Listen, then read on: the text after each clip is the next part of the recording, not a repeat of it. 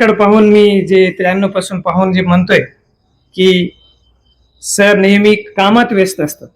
मग ते वैद्यकीयच्या बाबतीत असो, एखादा कार्यक्रम घेण्याच्याही बाबतीत असो, की त्यांच्या हाताखाली काम करणारे डॉक्टर्स असो, त्यांना शिकवण्यात ते नेहमी मग्न असतात.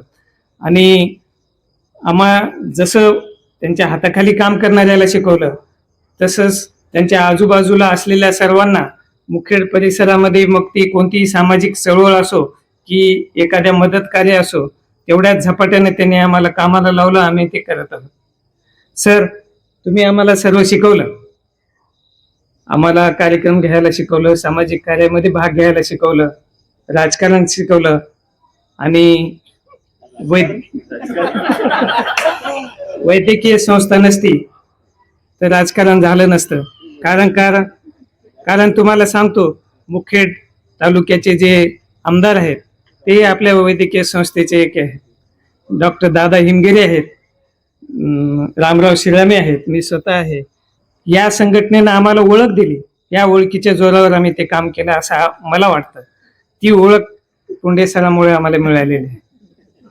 जर मी भाषणच करू शकलो नसतो, मी व्यक्तच होऊ शकलो नसतो, तर मी राजकारणात काही करू शकलो नसतो असं मला वाटतं. सर, तुम्ही आम्हाला